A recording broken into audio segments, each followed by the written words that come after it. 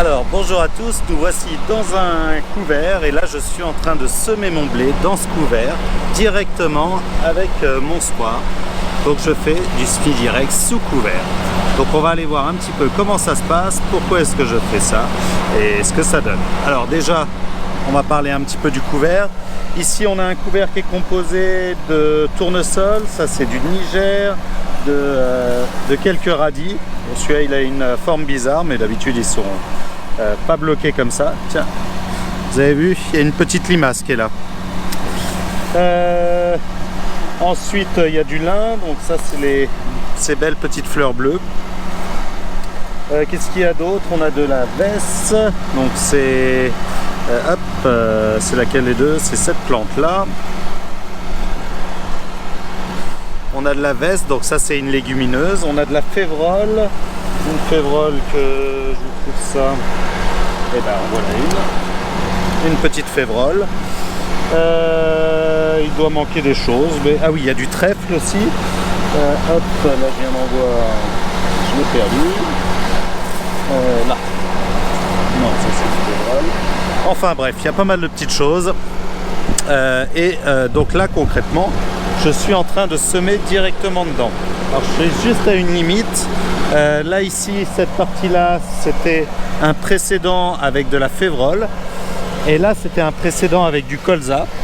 Et donc, vous pouvez voir que le colza, lui, il a pris un peu plus le dessus sur le couvert. Puisque le couvert est présent, mais il est moins important. Il est plus petit parce que le colza a pris... les repousses de colza ont pris une partie de l'eau du couvert. Donc je sème en direct dedans, donc voilà ce que ça donne. Les éléments passent et déposent une graine, enfin plusieurs graines, puisqu'on est à 150 kg par hectare de blé. Et donc dépose notre blé et notre blé va pousser à travers ce couvert qui est tout aplati, tout roulé. Donc si on regarde un petit peu mieux sur le côté, on va pouvoir voir ici il y a un disque qui va venir creuser le sillon. Après de l'autre côté il y a un coutre où la semence descend dedans. Il y a une petite languette qui est ici. Cette petite languette vient rappuyer la semence, vous voyez qui est en dessous. Et puis ensuite on a ces gros trous qui referment le sillon. Alors là les conditions sont pas optimum, c'est un petit peu gras mais ça passe, alors j'ai décidé d'y aller quand même. L'idéal serait d'attendre quelques jours, mais dans quelques jours ils annoncent de la pluie, donc trop de risques. Et j'ai encore, pour l'instant j'ai encore rien semé, c'est mon premier champ que je sème, j'ai encore toutes mes orges aspect, donc j'ai décidé d'y aller un petit peu plus tôt que ce qu'il faudrait pour pouvoir passer. C'est pour ça que j'ai commencé par le blé, parce que le blé est moins sensible justement à des conditions un peu moyennes, alors que si on faisait ça pour une orge, on aurait sûrement plus de soucis. Donc voilà quelques petites images par drone, donc vous allez pouvoir voir le semoir et tout en action vue du ciel. Et puis moi je remonte dans le tracteur et je continue parce que il va falloir tourner pas mal parce que j'ai un peu plus de 150 hectares d'orge et de blé à semer.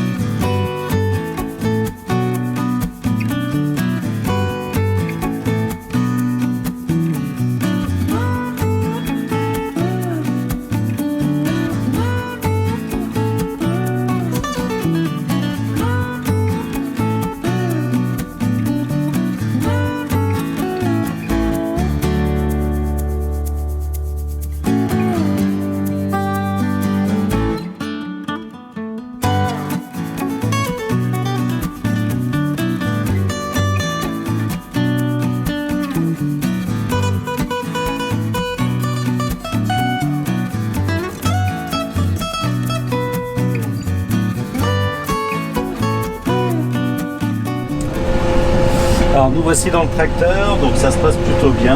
Là concrètement j'ai déjà fait 5 hectares sur ma parcelle. Là je viens de changer de variété puisque à partir de maintenant je fais une semence qui va me servir pour l'année prochaine pour faire mes semences de ferme. Donc là c'est ce que je suis en train de semer. J'ai pas encore pu vraiment tester la partie contrôle de flux parce que pour l'instant j'ai pas eu de bouchage. Si. Eh ben, j'en ai un, le premier. J'aurai un bouchage sur le premier. Bah, c'est vraiment le coup de chance. Et ben, on va aller voir ce qui se passe sur le premier élément. Ok. Allez, on va aller regarder ça. Je finis le petit bout que je suis en train de faire. Et puis, on va regarder ça tout de suite. Alors, allons voir ce qui se passe. Alors le premier élément, je ne sais pas c'est lequel, si c'est celui-là ou celui de l'autre côté. On va déjà regarder celui-là. Donc là, j'ai un petit peu de merdouille, mais j'ai bien l'air qui passe, donc pas de souci. On va aller voir de l'autre côté.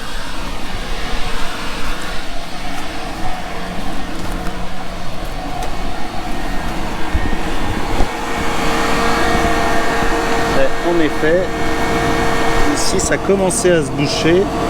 Ah, donc c'est un petit peu de gras qui s'est mis juste là. Bon, il n'y avait pas grand chose, mais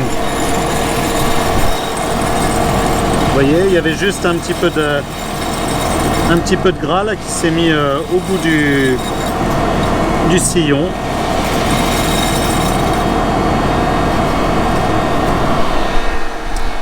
C'est pas grand chose, mais ça fonctionne.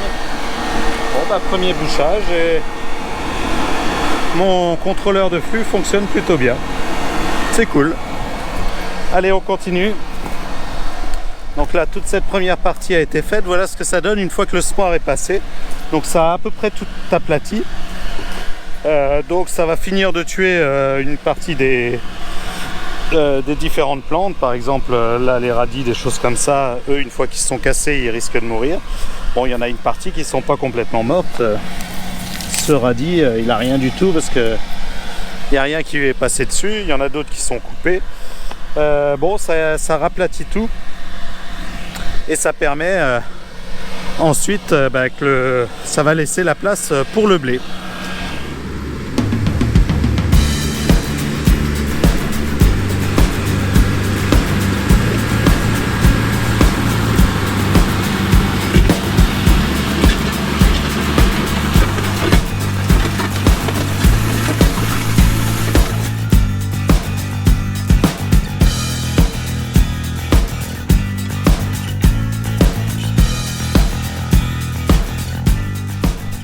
Alors là, nous voici dans une autre partie de couvert qui est, comme vous pouvez voir, avec beaucoup plus de raies-gras.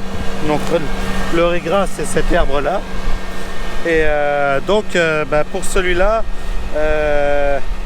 on va semer pareil. Par contre, il faudra absolument qu'on détruise ce raies-gras chimiquement pour pouvoir le retirer, donc avec du glyphosate. Et aussi pour pouvoir retirer toute la partie colza, les repousses de colza qui eux, on a beau les écraser avec le semoir ou avec un rouleau, résistent absolument à tout. Donc une fois que tout sera écrasé par le semoir, on va détruire grâce au glyphosate.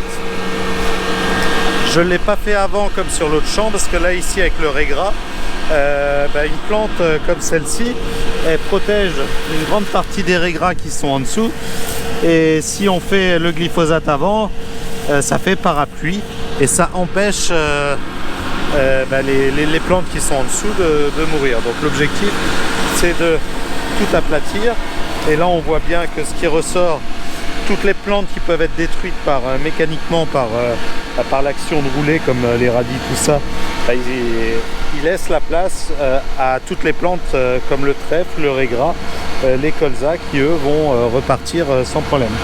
On le voit bien, voilà, un colza comme celui-ci, certes il a quelques feuilles de cassé, mais ça lui fera rien du tout, il repartira tout seul. Donc voilà, allez, on va continuer.